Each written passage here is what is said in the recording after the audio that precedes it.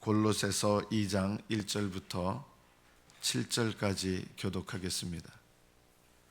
골로새서 2장 1절부터 7절. 내가 너희와 라오디게아에 있는 자들과 무릇 내 육신의 얼굴을 보지 못한 자들을 위하여 얼마나 힘쓰는지를 너희가 알기를 원하노니,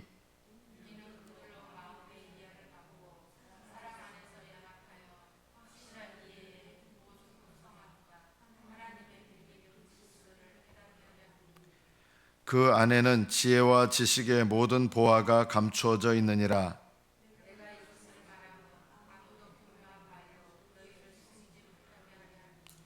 이는 내가 육신으로는 떠나 있으나 심령으로는 너희와 함께 있어 너희가 질서 있게 행함과 그리스도를 믿는 너희 믿음이 굳건한 것을 기쁘게 봄이라.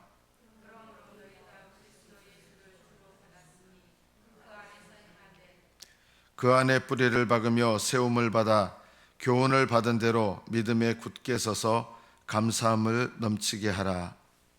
여기까지 파트를 읽겠습니다.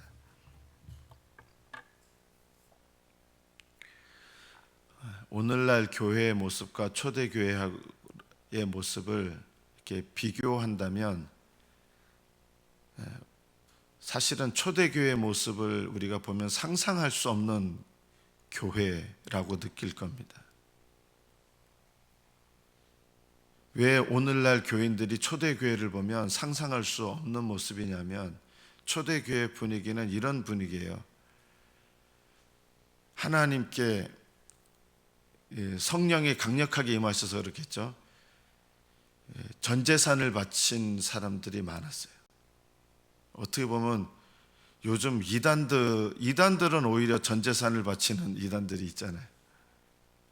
그게 옳은 건 아니에요. 성령 안에서 이제 사도들이나 또 교회 이런 지도자들은 전 재산을 바치고, 우리가 생각하는 교회 분위기하고 많이 달라요. 아나니아와 삽비라라고 하는 사람들은 분위기가 다 이렇게 헌신하는 분위기니까 재산의 절반을 헌신합니다. 외식적인 사람들이었는데도 재산의 절반을 교회에 드립니다. 오늘날 외식적인 사람은 그런 일을 아예 할 생각도 안 하는데, 그 당시 교회 분위기가 이제 전반적으로 다 철저하게 헌신하는 분위기인 거예요. 그러니까 아나니아와 삽비라가 재산의 절반을 드리면서 다 드릴 수는 없고 사람들한테 이렇게 인정받고 싶었던 거예요. 다 드린다고 합시다 하면서 재산의 절반을 드린 거예요. 요즘 같으면 이런 일이 있겠습니까? 재산의 절반을 헌금하시는 분 있습니까? 거의 없어요. 저는 아직까지 한 번도 본 적이 없어요. 그런데 재산의 절반을 드리면서 전부 다 드렸다고 한 거예요. 어떤 분들은 재산을 다 드려야 되는데 절반만 드렸다고 하나님께 진노를 받았다. 그런 이 막말이 어디 있습니까? 말도 안 되는 소리를 하고 있어요. 하나님의 성령을 속였기 때문에 베드로 사도가 물어본 거예요. 이게 여러분 두 분이 공모를 한 거예요. 우리 다 드렸다고 합시다. 거짓말 한 거죠. 그러면서 누가 알겠습니까?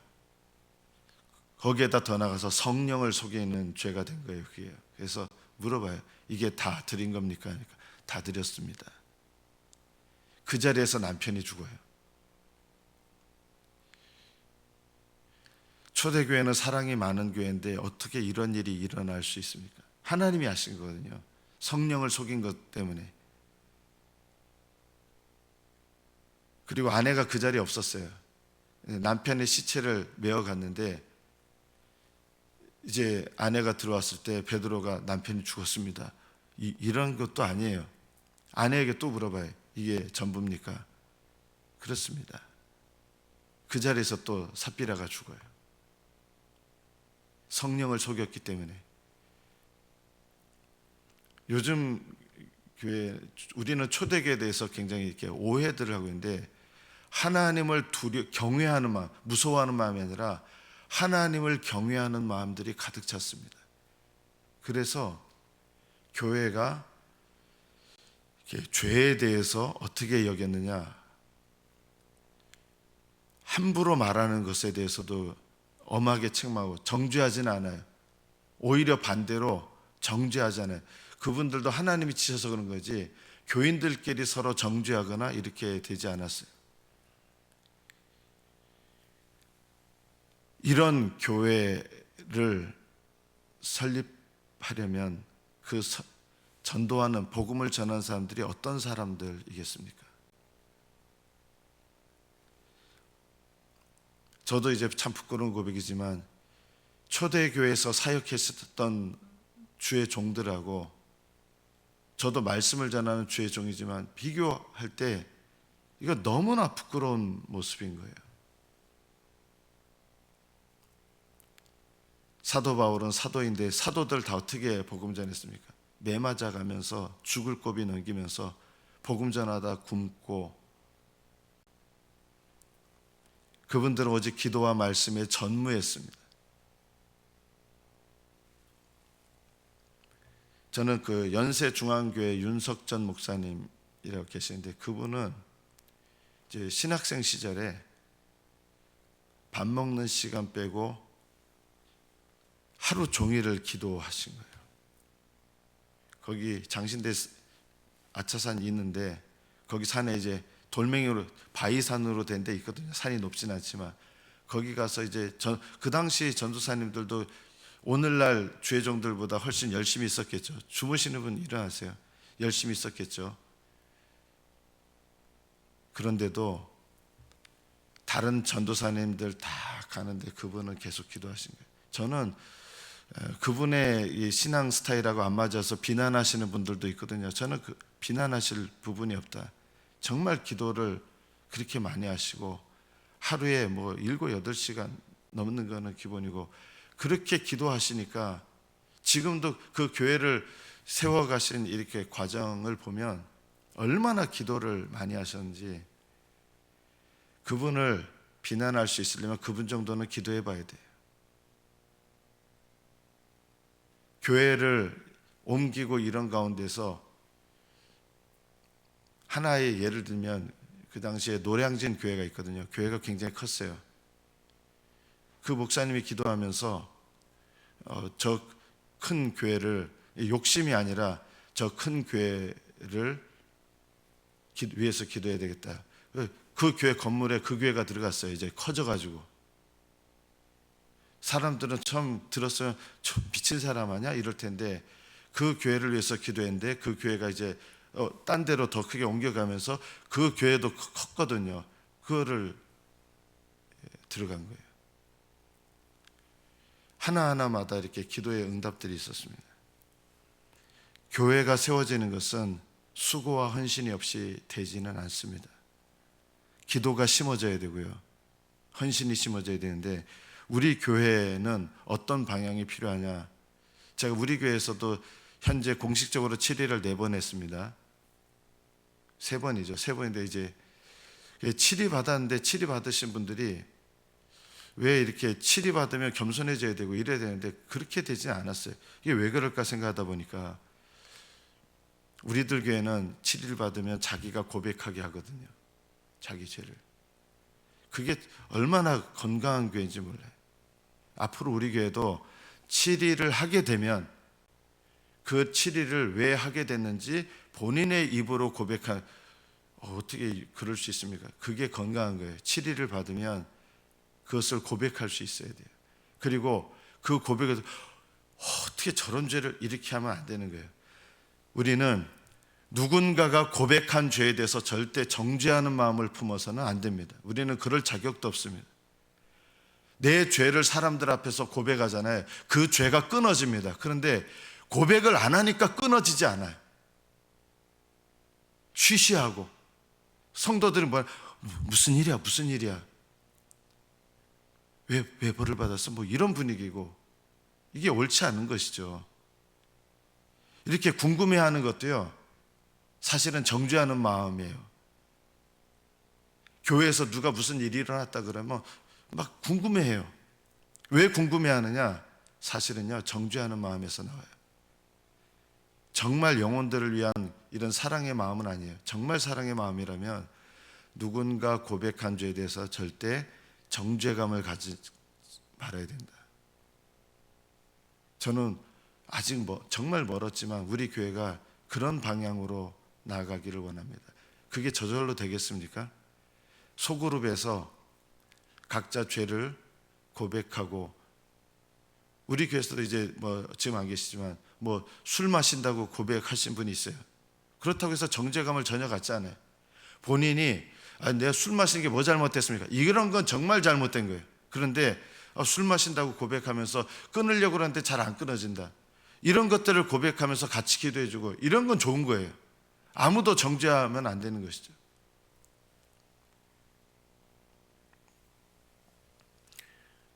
고백한 죄에 대해서는 정죄하지 않고 같이 기도해주고 같이 세워주는 마음을 갖는 것, 이런 것이 사랑입니다. 다른 사람의 죄에 대해서 인간적인 관심을 가지고 비난하고, 이거는 전혀 사랑이 아니에요. 그리고 무조건 죄를 덮어주는 거 사랑 아닙니다. 초대교회는요, 죄를 덮어주는 일이 없었어요. 어떻게 덮어주느냐? 고백한 죄에 대해서 다 함께 같은 마음으로 기도하고 그렇게 덮어주는 거예요. 근데 우리는 죄를 숨기면서 덮어주는 거예요. 이거는 덮어주는 게 아니라 그 속에서 썩어지게 만드는 것입니다. 그러니까 교회가 신앙이 성장이 안 되는 거예요. 죄의 고백이 없으니까요. 초대교회에서 죄는 각자 하나님 앞에 고백하면 되지 않습니까? 맞아요. 그런데요, 교회에서도 이렇게 고백해요. 내 스스로 잘 안 끊어지는 고백, 죄들, 그리고 그 죄에 대해서 서로 죄를 고하며 이랬어요. 서로 죄를 고백하며. 고백합니까? 요즘 교회에서요? 고백했다가는 완전 정죄받기 십상이고, 그래서 초대교회와 오늘날의 교회는 영적 분위기가 비교할 수가 없고, 성령께서 역사하시는 거 초대교회처럼 될 수가 없다. 우리나라도 1907년도에 성령이 강력하게 임하니까 어떤 일이 일어난지 아십니까? 맨 먼저 조만식 장로님이란 분이 성령을 받으니까, 내가 과부의 훔친 건 아니지만 이렇게 과거에 지었던 죄를 성령 받으니까 죄를 고백하게 되는 거예요. 그러니까 딴 사람들이 장로님이 저런 죄를 짓냐? 전혀 그런 분위기 아니었어요. 장로님이 고백하니까 나는 이런 죄를 지었습니다. 나는 이런 죄를 지었습니다 하면서 온 교인들이 하나님 앞에 자기가 지은 숨겨져 있던 죄들을 고백하기 시작합니다. 이게 1907년도에 우리나라에 있었던 일이에요. 그러면서 온 교회가 회개하면서 성령께서 더 강력하게 역사하시면서 교회가요, 성령의 능력이 임하면서 그 교회를 중심으로 해서 복음이 능력 있게 나타나는 거예요. 복음은요, 죄를 숨기는 사람에게는 절대 복음의 능력이 안 나타나요. 죄를 숨기는 교회는 복음의 능력이 안 나타나요. 다 쉬쉬하면서, 그래서 껍데기 교인밖에 없는 거예요, 대부분이요.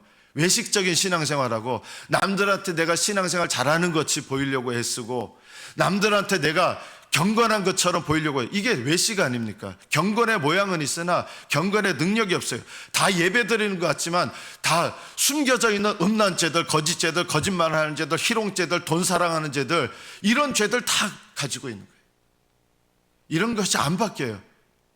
왜 안 바뀌느냐? 다 죄를 혼자 하나님께 고백합니까? 제가 봤을 때 죄를 서로 고백하는 분위기가 아닌 교회에서는 각자 자기 죄를 하나님 앞에 고백하는 것도 없었습니다. 제 말이 과장이 아닐 거예요. 서로 죄를 비난하지 않는 형제들이 함께 모여서 죄를 고백할 때, 그런 분위기 속에서 각자마다도 오히려 하나님 앞에 죄를 고백하는 일이 많았습니다. 제가 왜 오늘 본문과 떠나서 이렇게 말씀하는 것 같으냐면, 라오디게아에 있는 자들과, 라오디게아라는 교회가 이 골로새서에서 4번 나와요. 골로새 교회하고 좀 가까운 데 있었겠죠. 가까운 연관이 있었죠. 근데 이 라오디게아 교회가 이때는요, 사도 바울이 편지를 보냈어요. 그리고 권면도 하고 책망도 하고 위로도 하고 이랬겠죠. 이랬는데 이 라오디게아 교회가 바울이 복음을 전할 때는 신실한 교회였어요. 그로부터 한 30-40년이 지난 다음에 계시록에서 라오디게아 교회는 너희가 차지도 아니하고 덥지도 아니하다. 너희들 믿음이 미지근하다. 내가 너희들을 회개하지 않으면 토하여 내치겠다. 예수님께서 이렇게 말씀하시는 영적으로 완전히 미지근한 교회가 되어버렸거든요. 옛날 교회, 이 당시 바울이 골로새 교회에 편지를 보낼 이 당시만 해도 라오디게아로서 오는 편지를 너희가 읽고 너희에게 내가 쓴 편지, 이 골로새서겠죠. 그 라오디게아 교회도 전해주라. 그리고 라오디게아 교회는 누가 섬겼던 사람이냐면 바로 에바브라가 골로새 교회도 섬겼고 이 라오디게아 교회도 섬겼던 거예요. 그래서 이 영향을 받아서 신실한 교회였어요. 이것이 얼마나 중요한가. 우리를 보지 못한 자들을 위하여 바울이 세운 교회가 아니었어요. 골로새 교회가요. 그런데 얼마나 힘쓰는지를 바울 사도가 이 골로새 교회를 위해서 정말 열심히 기도해요. 골로새 교회가요, 오래된 신자들이 별로 없어요. 여러분 신앙생활 몇 년 하셨습니까? 적어도 여기 계신 분들 한 10년 이상씩 했잖아요. 골로새 교회는요 1, 2년 복음 전하고 나서 다 초짜들인데, 물론 성령의 역사가 강력했지만 사도 바울이 전한 교회는요 1, 2년 동안에 우리 보통 지금 교회에서 10년, 20년 신앙생활, 좀 더 정직하게 말하면 3, 40년 신앙생활한 사람보다 더 신앙이 뜨겁고 더 깊은 데로 갔어요. 2, 3년 안에. 이 자리에 계신 분들은 적어도 교회 생활 10년 이상 하셨잖아요. 내가 하나님에 대해서 잘 모른다고 얘기하면 안 되는 거예요. 우리 자신에 대해서. 신앙생활 10년이 넘었는데도 여전히 하나님을 경외하는 믿음이 없고 이렇다 그러면 이게 뭐가 잘못됐냐? 첫째는 주의 종들의 잘못이죠. 그러나 주의 종들 핑계해서는 안 됩니다. 다 잘못입니다. 얼마나 힘쓰는지를 여러분이 알기를 원하는, 감옥에 있는데도요 골로새 교회를 위해서 정말 힘써서 기도하고, 이 골로새 교회가 믿음 안에 세워지도록, 자기가 전도한 교회도 아니고 자기가 얼굴을 본 교회도 아닌데 이 골로새 교회가 에바브라가 전도해서 세워진 교회인데 이 교회가 하나님의 영광을 위해서 더 견고하게 세워지도록 얼마나 열심히 수고하고 기도하는지. 나와 관계없는 교회가 아니잖아요. 바울 생각에. 그들로 마음의 위안을 받고, 여기 위안은 힘들었지 이런 위안이 아니라요, 파라칼레오, 성령께서 주시는 책망, 위로, 권고를 듣고 믿음이 견고하게 되는 걸 말하는 거예요. 그냥 수고했다 이런 위안이 아니에요. 지금 이 골로새 교회에 또 거짓 선생들이 들어오거든요. 이상한 선생들이. 그러니까 그것을 책망해요. 그 책망을 듣고 다시 이거 잘못된 거구나 하고 믿음을 견고하게 하는 거, 이게 위안이에요.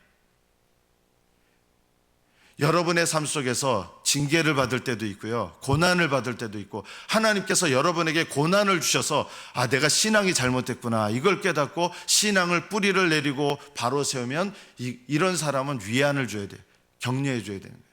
위안이라고 하는 거는 그냥 얼마나 힘들어 이런 게 아니라 바른 믿음을 전해서 그 바른 믿음으로 권고를 받아서 믿음이 일깨워지는 거예요.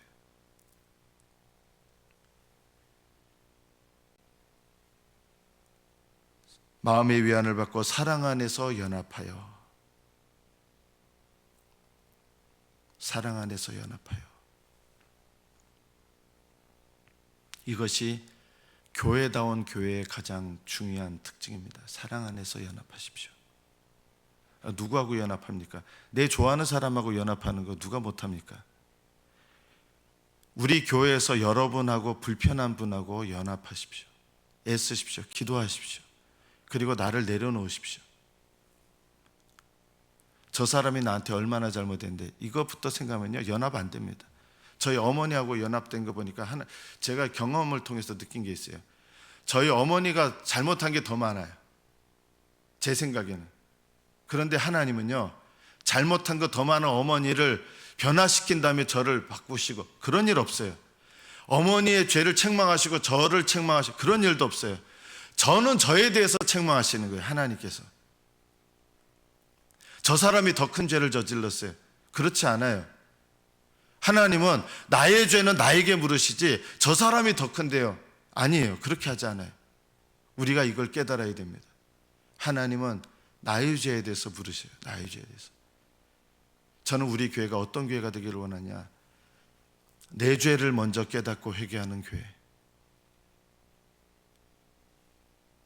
내가 딴 사람들보다 신앙생활 잘합니다. 그런 비교하면 안 돼요. 하나님 보시기에 내가 신앙생활 잘하는가, 이걸 보고 해야죠. 난 남들보다 열심을 냅니다. 그거는 자랑이잖아요. 암만 남들보다 여러분이 열심을 내도 하나님께서 내 신앙을 보고 어떻게 여기시는가, 이게 중요하죠. 남들한테 너무 경건한 척 보이려고 하지 마십시오. 경건하지도 않은데. 우리는요, 너무 경건한 척 하는 거 많아요. 우리가 이런 외식을 버리지 않으면, 외식이 뭐예요? 경건한 척 하는 게 외식이잖아요. 사람들한테 실제로는 별로 그렇게 경건하지 않은데 경건해 보이려고 남들이 나를 경건한 사람으로 봐주기 원하는 거, 이런 거 다 외식입니다. 우리는 하나님 앞에 정직하면요, 사람들 앞에 나도 똑같은 죄인입니다. 예수님께서는 세리와 창녀들을 맞이하셨어요. 요즘 우리 교회에서도 만약에 강남에서 템프로 하던 여자들이 회심해서 교회 나왔다 그러면 뭐라 기뻐하겠어요, 여러분? 이쁘고 몸매도 좋은 여자가, 우리 아주 몸 팔던 여자가 우리 교회 왔다, 회심해가지고. 어떤 생각들이, 기쁜 생각보다 그냥 조심하라고. 예수님은요, 창녀들과 사람들이 손가락질을 하던 죄인들을 받아주셨어요. 왜요? 회개하고 고백하는 죄인을 주님께서는 책망하지 않습니다. 나는 의인을 위하여 온 것이 아니라 죄인을 부르러 왔다. 나는 건강한 자를 위하여 온 것이 아니라 병든 자를 위하여 왔다. 자기가 영적으로 병들었다는 걸 깨닫고 고백하면 주님은 그 사람들을 받아주시는 거예요. 이게 바로 사랑이고, 이게 바로 죄를 덮어주는 거예요. 우리는 반대예요. 고백하는 것도 없고, 누군가 죄를 고백하면 누가 저런 죄, 쉬쉬하면서 막 얘기들을 퍼뜨려요. 이것이야말로 사랑을 깨뜨리는 일 아닙니까? 누가 무슨 죄를 지었다, 그래? 그런 인간이야? 이것이 더 나쁜 거 아닙니까? 경건한 척하는 거죠. 남의 죄에 대해 이야기하면서 그 집사님이, 그 권사님이, 또는 그 장로님이 이런 죄를 지었대, 이러면서 수근수근하고, 그것이야말로 사랑의 연합을 깨뜨리는 거 아닙니까? 저는 우리 교회가 내 죄를 다른 사람들한테 고백해도 내가 정죄받지 않는다는 그런 분위기 속에서 부끄럽지만 그 죄를 고백함으로 자유함을 얻는 그런 교회가 되어지기를 소망합니다. 그런 교회야말로 건강한 교회고요. 초대교회는요, 함께 모여서 기도하면 다 은사들이 많아가지고, 요즘 그런 은사들이 별로 없어요. 숨겨져 있는 죄들을 다 얘기를 했습니다. 초대교회는요, 회개하지 않은 죄에 대해서, 특히 회개한 죄는 뭐라고 하는데, 회개하지 않은 숨겨진 죄들에 대해서는 예언의 은사를 가지시면, 예언이 미래일 얘기하는 거 아니에요. 예언은 그 사람이 현재 상태에서 숨겨져 있는 죄에 대해서 깨닫게 하는 능력이에요. 은사와, 그게 예언의 은사예요.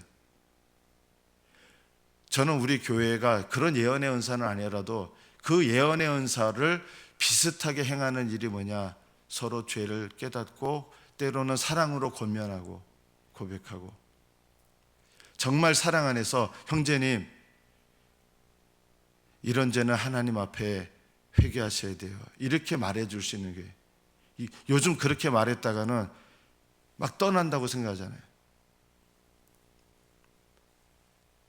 저는 우리 교회가 초대교회 같이 되기는 어렵다. 왜냐하면 성령이 그렇게 강력하게 부어져야 가능한 일인데, 그러나 성령께서 우리에게 부어주시기를 우리 편에서 소원하는 일 중에 하나가 바로 뭐냐면, 교회가 죄를 정죄하지 않으면서 죄를 고백하는 영적 분위기.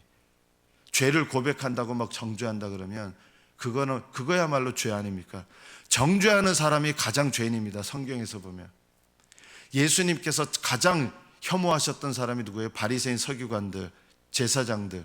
왜요? 그들은 다른 사람들을 정죄한 거예요. 자기들을 의롭다고 생각하고. 그게 하나님 보시기에 제일 나쁜 거예요. 오히려 죄를 고백하는 죄인에 대해서는 주님께서는 받으셨습니다. 이런 교회를 위하여 섬기려면 얼마나 많은 기도와 또 사역자들이 헌신이 있어야 됐겠습니까? 4절에 내가 이것을 말하면 아무도 교묘한 말로 너희를 속이지 못하게 하렵니다. 이 교묘한 말은 이단적인 이야기도 되기도 하고 참된 믿음에서 벗어나게 하는 이야기이기도 합니다. 교묘한 말, 유혹하는 말, 쉽게 죄를 짓게 만드는 말. 누군가 누구의 죄를 이야기해요. 비난적인 마음으로. 그 얘기하다가 그래 그 사람 하면서 같이 비난해요. 이런 것들이 교회에서 가장 비일비재하게 일어나는 일 아닙니까? 이 서로 비난하는 죄가 저는 술 담배 하는 죄보다 더 큰 죄라고 여깁니다. 교회에서 남자들이 인사하는데 모르고 여기 포켓에 담배가 가게 있었는데 목사님 안녕하세요. 근데 이게 담배가게 뚝 떨어진 거예요. 집사가 어떻게 담배를 해? 그 죄예요. 그런데요, 그거보다 더 큰 게 뭔지 아십니까? 다른 사람들 비방하는 죄, 판단하는 죄, 뒤에서 수근수근하는 죄 더 큰 죄예요. 미워하는 죄가 제일 큰 죄 아닙니까? 그런데 더 큰 죄를 지으면서 술, 담배도 죄예요. 그런데 술, 담배, 남을 미워하면서 술, 담배 하는 사람들 막 정죄해요. 그게 더 큰 죄 아닙니까? 정죄의 죄가 제일 큰 죄입니다. 저는 우리 교회가 정죄하는 마음이 아니라 서로 죄를 사랑 안에서 권면하고 책망하고 그러면서도 어느 누구도 정죄하지 않고 같이 정죄하지 않는 사람은 뭘 하게 돼요? 기도하게 됩니다. 그 사람에서. 사도 바울이 감옥에서 늘 기도하잖아요. 기도하지 않는 사람은요, 남을 정죄합니다. 진짜 기도하는 사람은 남을 정죄하지 않습니다. 여러분은 예수님을 6절에 보면 그러므로 너희가 그리스도 예수를 주로 받았으니 그 안에서 행하라, 살아가라는 뜻입니다. 주님으로 모셨으면 여러분은 예수님을 주님으로 모시고 그분을 믿는 믿음 안에서 살아가야 됩니다. 뿌리를 박으셔야 되고요. 신앙은 참 믿음은 뿌리를 내리고 그 다음에는 위로 가지를 맺어서 풍성하게 열매를 맺습니다. 그렇게 되기를 사모하셔야 됩니다. 예수님을 영접했다는 것만으로 하늘나라 갑니까? 그건 굉장히 대단히 잘못된 오해예요. 예수님을 진정으로 영접했으면, 예수님을 주로 영접했으면 예수님을 따르는 삶이 일어나게 됩니다. 예수님을 영접했는데 예수님을 따르지 않는다. 그 사람은 천국 갈까요? 제가 함부로 말하기는 참 어렵습니다만 예수님을 영접했다는데 예수님을 따르지 않는다는 것은 예수님을 영접한 것이 아닙니다. 대다수가. 예수님을 영접한 사람은 예수님을 따릅니다. 그리고 예수님을 따르는 사람에게 이 두 가지가 나타납니다. 날마다 자기를 부인하고 자기 십자가를 지는 것. 자기 부인은 내 죄에 대해서 철저하게 회개하고 고백하는 거죠. 자기 십자가는 남을 위해서 기꺼이 짐지는 거죠. 이게 자기 십자가죠. 남을 위해서 짐지는 것. 다른 사람의 죄를 비난하고 정죄하는 것가 아니라 그 사람의 죄를 내가 짊어지고 같이 기도해 주는 것. 이것이 자기 십자가입니다.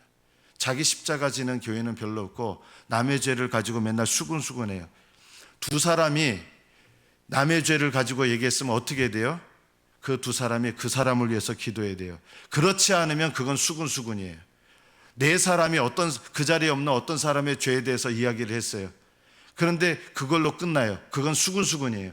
네 사람이 어떤 사람의 죄에 대해서 사랑으로 그 죄를 생각한다 그러면 네 사람이 그 자리에서 함께 기도할 거예요. 저는 수근수근 하시는 분들이 함께 기도하시는 거 별로 못 본 거예요. 다 정죄하는 마음인 거예요. 그런 거 하지 마세요. 내가 어느 집사님이 이런 죄를 저질렀, 그래? 그럼 우리 그분 위해서 기도해요. 이렇게 돼야 되는 거예요. 그런 기도가 없는 사람들은요, 다 정죄예요. 그리고 남의 죄에 대해서 즐겁게 여기는 거예요. 가십거리가 맛있는 오징어 뜯는 것처럼 남의 죄를 가지고 맛있게 뜯는 거예요. 그것이야말로 그 죄를 지은 사람보다 더 큰 죄를 짓는 거예요.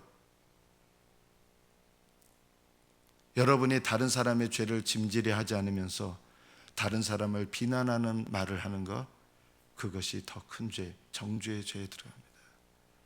저는 우리 교회가 수근수근하는 교회가 아니라 날마다 자기 십자가, 내 십자가인데 왜 남의 죄입니까? 다른 사람의 죄를 내 걸로 여기고 짊어져 주는 것이 자기 십자가입니다. 주님을 따르는 자는 날마다 내 죄 때문에 자기를 부인하고 그리고 다른 사람의 죄를 인하여는 자기 십자가를 지는 것, 이것이 바로 예수님을 따르는 것입니다. 주님을 영접한 여러분들이여, 주님을 따르시는 저와 여러분 되시기를 축복합니다. 기도하겠습니다.